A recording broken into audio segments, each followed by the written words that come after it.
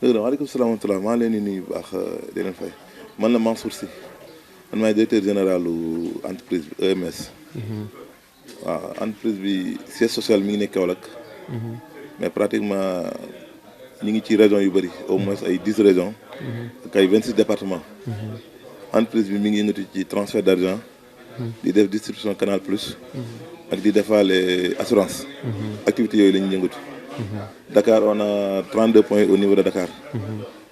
loolu mooy entreprise bi. am na responsable ressources humaines am na ay comptable am na fu nekk daal am na noonu la entreprise bi constitué noonu la liggéeyee. entreprise bi depuis kañ ngeen ko créé. 2014 lañ commencé def transfert. mais bi ñu demee ba 2020. dañ ko def SRL. mu nekk entreprise SRL.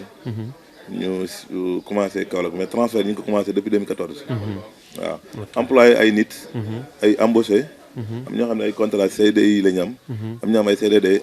am ñu def di def ay prestataires. waaw transfert gis na ni mel nu mu métti. dem nañ ba ñu conserver entreprise bi ñëpp. tolloon na jamono crise transfert bi mu amee wala crise économique bi amoon. taxu ñu wàññi kenn ñëpp lañ maintenir. waaw. yëf yi bi mu amee boobu ba léegi version yi bëri na. médias yi wax nañ si lu bëri loolu moo waral ñun ñu déplacé wu pour mu am benn version officielle boo xamante ne. les concernés ñoom ñoo koy mën a wax. yëf yi est-ce que mën nga ñu ko tënkal nan la demee ak noo ko yéegee.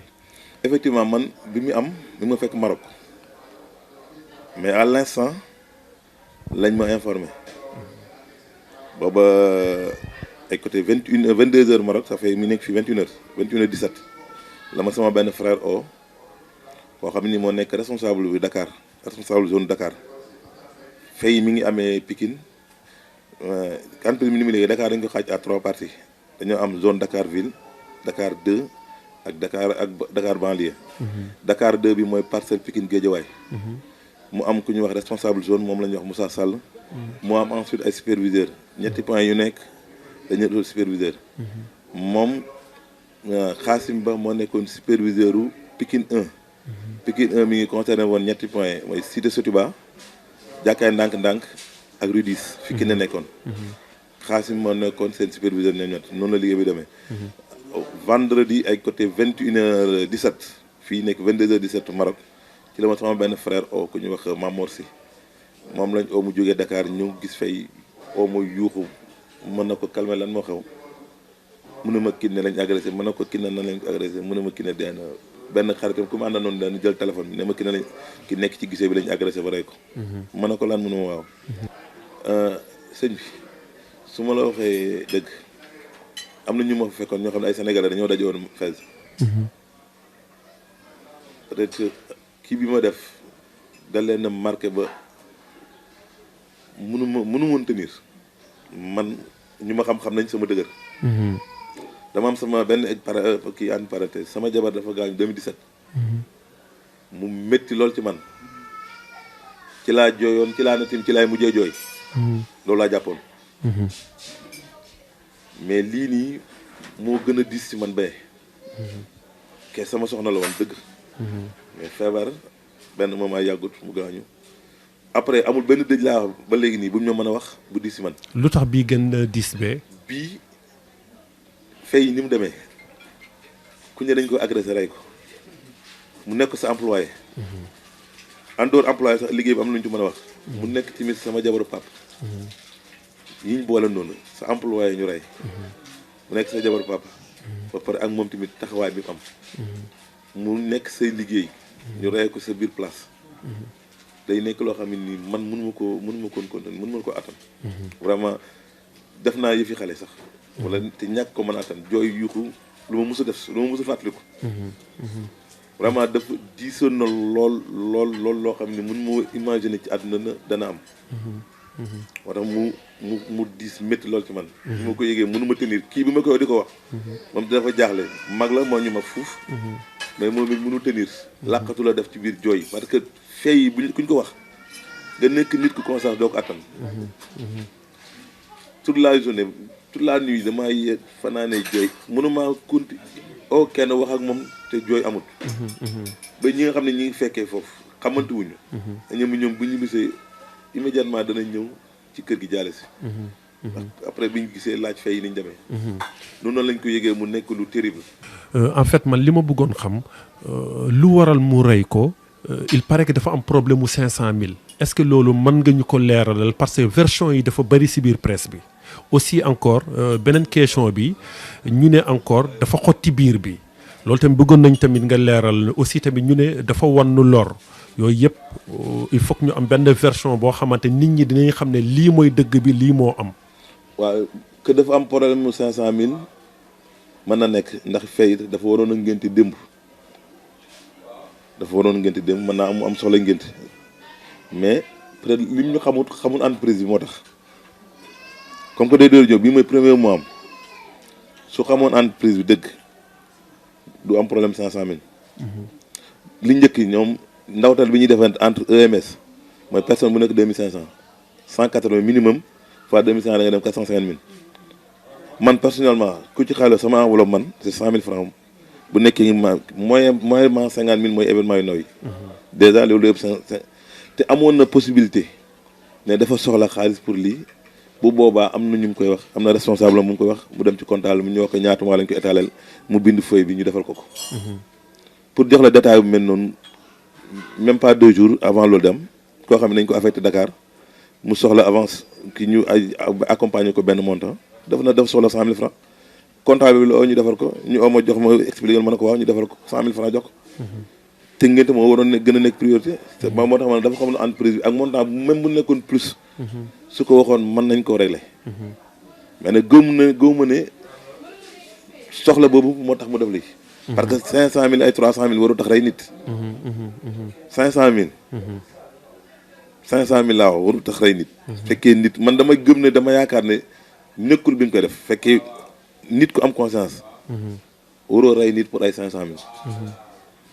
man gëm naa ne bi mu ko def nekkut beneen bi tamit mooy bu nekk jam-jam yi ba xam dafa xotti biir moom amut jam na ko dañ ne jam-jam mujj bi ci biir bi la 37 coups xoolal loolu 37 coups de couteau loolu la ko jam waaw loolu man dama ne nit ku nite est-ce que mën ngaa tim nit sax jam ko benn paak ñaari paak mais 37 ba xam dafa wana lor bi wala man loolu la ma ay collègue am waxoon biñ laa jëkkër ji dana confirmé wul loolu mais xam nga entre jigéen am na jigéen ñi buñ déggee mën nañu wax mais nekkul luñ mën a confirmer exact que ne wana lor bi am na wala déet mais ñun loolu lañ jàppoon ay collègue man biñ may informé loolu la ma waxoon xam nga jigéen ñi bu ñu nekk am na ñoo xam ne ñoon loolu la ñu mais jëkkër yi li mu confirmé ak autopsie bi mooy li am wana lor bi moom c'est pas encore confirmé waaw loolu la ñu wax nii ay collègue am loolu lañ leen jàpp mais exactement nekkul lu confirmé.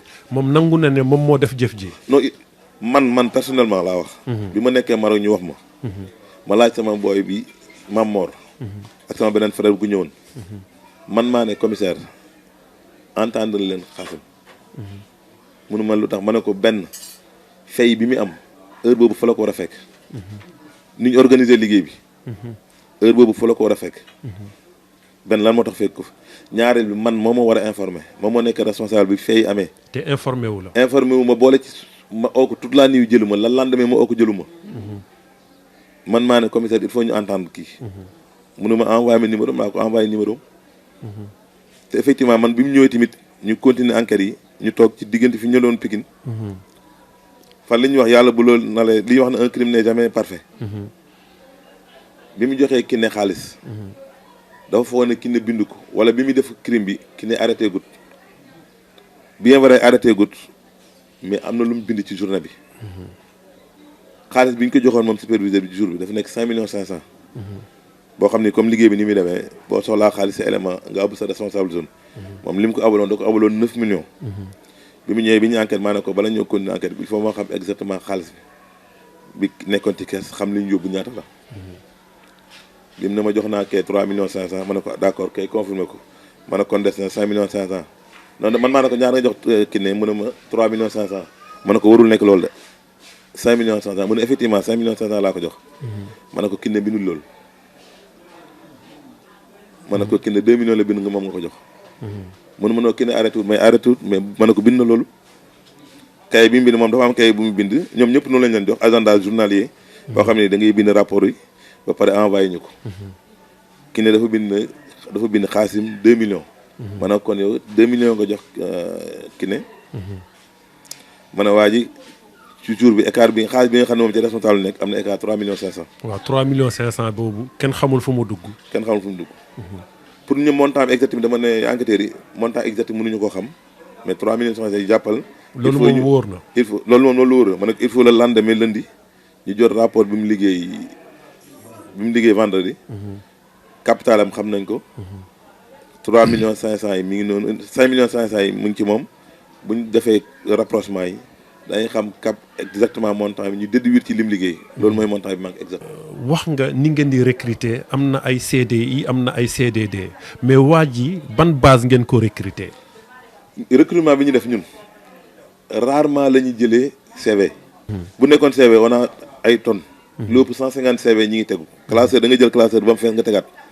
comme que dañ ne problème xaalis la te fii sa xaalis bu xasee ba dem boo amul sens yi yaay ñàkk. parce que dañ cee rencontré yu bëri. il faut ñu am CV ak recommandation. kii ñu bëri dañoo jàpp ne dañ ko jël nii dañ ma ko recommandé ki ma ko recommandé dañoo bokkoon ak moom nekk Cofina microfinance. ñëpp xam nañ ko foofu la nekkoon ak ñoom. waa ji dañoo waroon a li ñu boole dañoo waroon a def benn logiciel pour entreprise bi ni ñuy liggéeyee. ñu recommandé ak moom parce que Cofina la yoo kon moo yoroon seen serveur bi loolu. ñuy waxtaan bañ pare moom tamit mu d'accord sax ci ñun principe bi ñuy liggéey mu ne vraiment ni ngeen liggéey nii la jaar na yoon li ci des mooy ñu am éléments yëpp pour mën leen defaral benn logiciel. bi ñu demee nag ba pare dana ma am naa sama benn copain boo xam ne moo nekkoon Cofina contrat am dafa jeex. te moo yoroon transfert bi. aussi soo mën a fekk boobu dañoo soxla superviseur ma ne ko comme que def na Cofina def transfert. dana mën nekk superviseur bi. ñu boole ko ak superviseur bi mu war a remplacer mu former ko. ba ci mois bi ci la jël service. noonu la ñu recruter ñun duñ basé wu ci CV kese da nga am CV am recommandation. mosuñoo jël kenn te amuñu recommandation ak CV. peut-être ki ñu ko jox il s'est trompé ba indi ñu ko wala xamutoon fee yi am. ba boole mais CV bi ak casier judiciaire bi yëpp lañ boole ak recommandation yi doon koy jël. moom 1 mois rek la fay soog a def. mois bii nii mooy premier mois am. mois bii nii mooy premier mois mois bii nii la ñëw ci fin bi ñu formé ko. mois bii mooy premier mois am.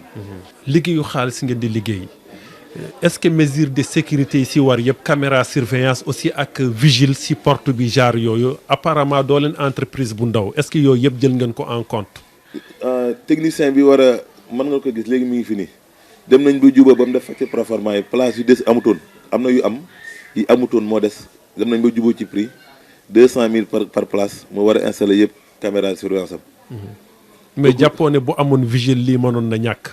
non xam nga bu amoon vigile 18 heures bu àcc lii bu amoon vigile mën naa am sax su fekk vigile yi ci biti parce que kii dafay liggéey ba 18 heures mu arrêté tëj buntam pour nga accès ci moom il fallait nga tijji nga dugg ba ci biir buntu porte centrale bi da nga tijji ñaari porte nga tijji porte centrale bi. dugg ci mu ubbi 4 portes. place yu ñuy liggéey ñun dañoo xam li ñuy liggéey xaalis la ñuy liggéey du ñàkk ndog am yu mel nii mais sécurité moom dañ ciy veiller bu baax. gis nga place yi nga xam ne dañ ko liggéey sax di douter ci ñoom dañ leen defal grille de protection. en dehors liggéey bi ñu ko aménagé ba pare ba nga xam ne am na sécurité dañ koy defal grille de protection nga xam ne boo yoree fer boo yoree weñ doo yore dara doo mën a am accès ci moom. problème yi ñu jànkoonte pour manque de sécurité yi nga wax dañu la place bu ñu liggéey. sécurité maximale la ñuy jël. bien vrai que mën naa am bañ a am vigile. mais place boo def. nga defar mesures yi nga war a def ci sécurité.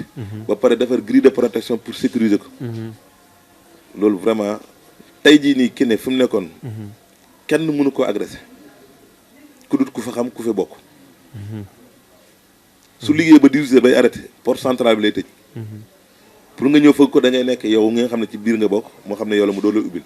c'est normal. te loolu tamit c'est normal. comme que yow yaay supérieur am. man bu ma fa demee bëccëg pour ma am danaa jox ma caabi ñetti porte ñeent laay ubbi damay taxaw ci biir ubbi ñeenti porte doo am accès ci moom. fi crime bi amee. kon vraiment bu mu nekkee problème sécurité wax dëgg yàlla am.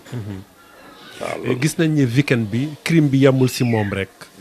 donc bëri na ñu rey si biir weekend bi quoi est-ce que yow bokk nga si ñi nga xamante ne da ngay bëgg peine de mort ñu andi ko fii si biir Sénégal.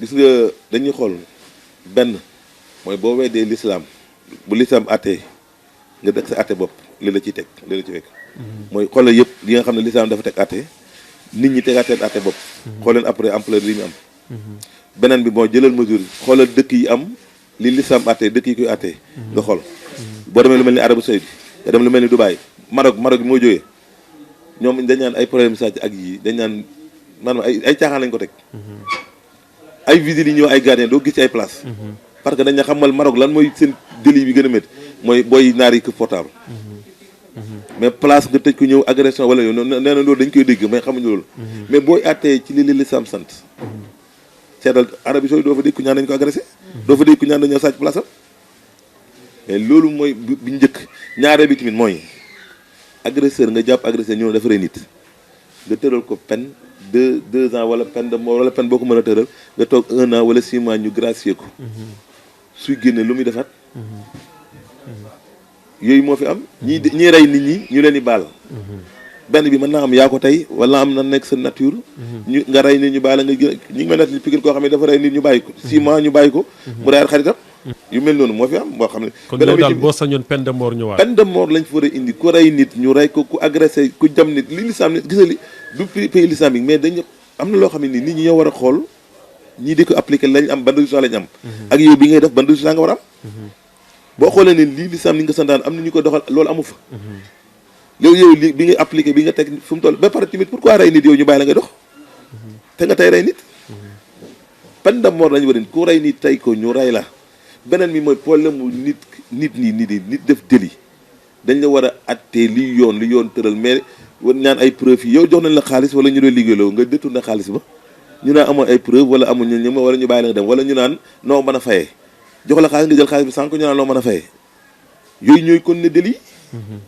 yow délit bi yow yaa ko def sanctionné wuñu wala pour téye la nga fay mais ñu bàyyi la nga naan noo mën a fayee yow léegi yow yaa ngi xool li nga mën a fay ça veut dire que ni nga mën a ngay defee léegi boo da nga dem defaat beneen pen boo defaatee leneen da ngay dañ jàpp ne da ngay fay li nga mën a mais dafa am yoo xam ne bu ko nit defee ñu sanctionné lourdement boo génnee doo ko defaat buñ ne ko rey ni dañ la war a rey tey jii bu ñëwoon kii xaasi mi tey suba lañ koy rey fee képp ku fi nekk di rey ni da nga ko xalaat képp ku ay mbokkam képp ku am sa njaboot da nga leen yar ci ñu bañ a rey mais bu nekkee ko rey ni ñu tëral la même pas 6 mois wala ñu baal la wala boo amee ay mbokk ñu mën a lijjanti ñu bàyyi la souvent nga def même chose wala keneen man def ko loolu moo fi nekk mais bu nekkoon ku rey nit ñu rey la ñu tëral loolu ku def ni naka sa du noonu ku dajje place ni ñu tëj la maximum bu ñu la war a tëj amul gracier amul lijjanti kon yii dafiy jeex mais buñ dafa am loo xamee nii nit ñi Sénégal yi bëgg nañu liggéey mais yu mel nii moo leen ragal loo ñoo ngi lay jaajëfal bu baax yan kaddu ngay daanale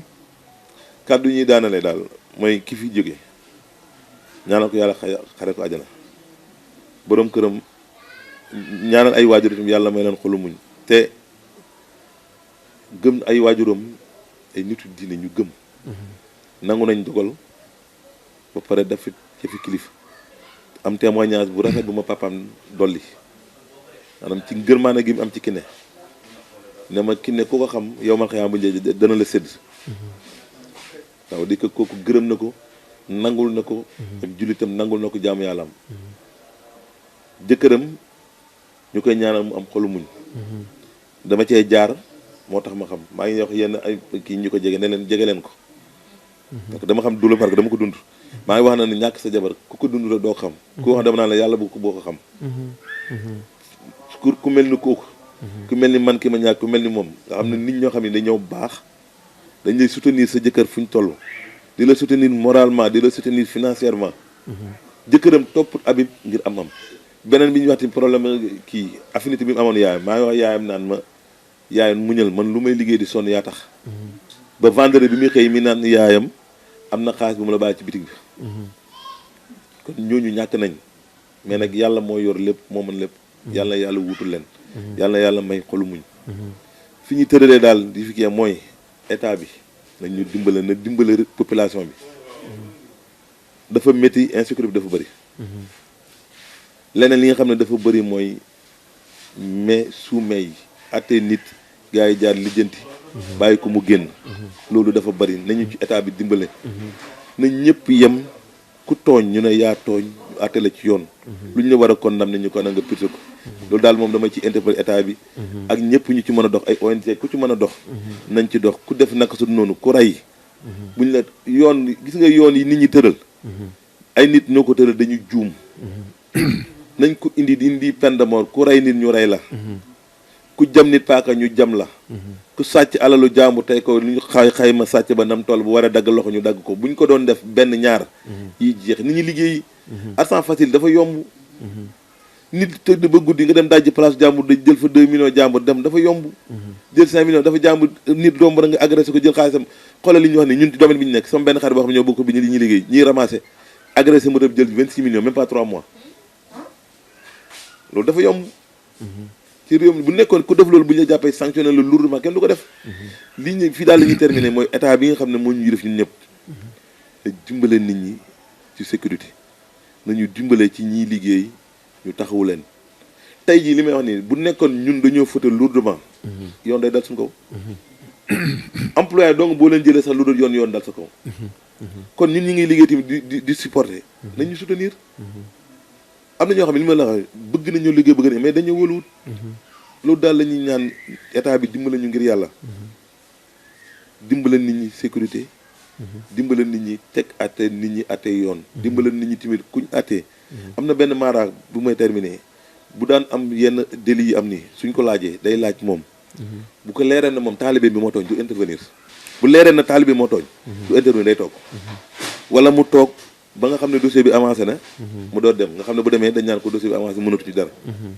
mais noonu la war def mais marabu yi tamit nañ wax ak ñoom da nga yor sa taali mu def naka sud noonu nga dem ñaan intervention ñu bàyyi ko yooyu dafa bëri li ñu war a wax nag wax dëgg yàlla loolu moom métti ci réew mi nañu dimbali ngir yàlla réew mi tegu ci yoon nit ñi mën a liggéey ñiy liggéey ñi investir mais lii de tant que jógu fi duñ ñam fenn kàddu yooyu daal laa doon jeexale asalaamaaleykum wa rahmatullah Serigne Mansour ñoo ngi lay jaajëfal bu baax di la jaale bu baax am nañu satisfaction question yi nga xamante dañ la laaj nga répondre ñu vraiment leer na di leen jaale bu baax salaamaaleykum wa rahmatullah jërëjëf aleykum salaam wa rahmatullah ñu leen jaale baax lii de ma ne woon sax duñu def ay interview mais il fallait ñu wax parce que il faut moo tax ma ne RH bi nekk fi mi ngi dem man ne bu nga amee intervenir foog ngeen wax parce que il faut comme que ñun la il faut ñu wax leeral exactement li xew nekkuñu entreprise boo xam ni dañuy recruter ay nit am ay CDD CDI am ñu defal ay prestataires di verser IPRES caisse sociale di verser IPM xoolal li ñu jàll ni temps yi passé crise bi fi am nii dañoo demoon ba ñu dañuy wàññi bi ñu demee ba ci inspection du travail dañuy il faut ngeen wàññi ma ne ko noonu mënuñoo wàññi élément ñu ne wàññi salaire ñu ne duñu wàññi salaire minimum ma ne ko minimum bi sax ak guñu ci parce que am na ñuy jot plus mu ñu ne ñu loolu wàññi ci lañ commencé di augmenter point de vente yi pour ñeneen ñu détacher leen mais kuy am loolu ñu def noonu il faut minimum boo xam ne ñun demandé wuñu financement état maanaam li ñu investir ñu am sécurité ñi def détournement interne ñu mën leen teg ci yoon xoolal ko def détournement ñu tam jàpp ko enquête ñu nangu ko ñu condamné ko 6 mois pour mu fay 6 mois jot fayut mu demandé waat intervention ñu dem condamné ko pour mu fay par moratoire nu mën a fay loolu fu mu jëm xoolal comme li ma exemple beneen ko dem détourné ko dem agression jël 26 millions su nekkee entreprise bu ndaw day daanu li ma la wax ne buñ protégé wul yenn entreprise ci daanu lañ jëm mooy comme nii rek nañ ñu dimbale ñiy liggéey di góorgóorlu di investir di jël ay nit di embaucher ay nit ñu dimbale leen protéger leen ku waxuñu ñu protéger ku nekkul yoon mais ñi nga xam ne ñi ngi investir nekk ci yoon ñu protéger leen ñi ci liggéey kenn demande financement état li ñu demandé mooy minimum sécurité bi nga xam ne yoon la ñu te bala ngaa gis yenn autorités yi wala nga dégg leen mooy ñu ne patente jot na nga dégg mairie yi wala ñu wàcc bala ngaa déggaat ñu ne impôt jot na nga gis ñoom ñu wàcc jël xaalis wala ñu ne publicité ñu wàcc daaj ji place bi tëj dañuy tëj place bi def nga kurti fay mais nag comme que ñu ngi def loolu minimum bi ñu war a am nañ ñu ko dimbale jox ñu ko tey ji bu sécurité bi doyoon yi du am loolu daal la ñuy tere ñi ngi jégalu kàddu yi bëri na mais mun ñu woon ñàkk wax moo tax ñu ne ñun ñu ci bokk foog ñuy wax pour ñu leeral fee yi am mu nekk fee réel yi yii ñi la gars yi jox mooy yu mënul lenn mënul dindi mais bëri na yu ñuy jàlle ci presse yoo xam ne vraiment demewul noonu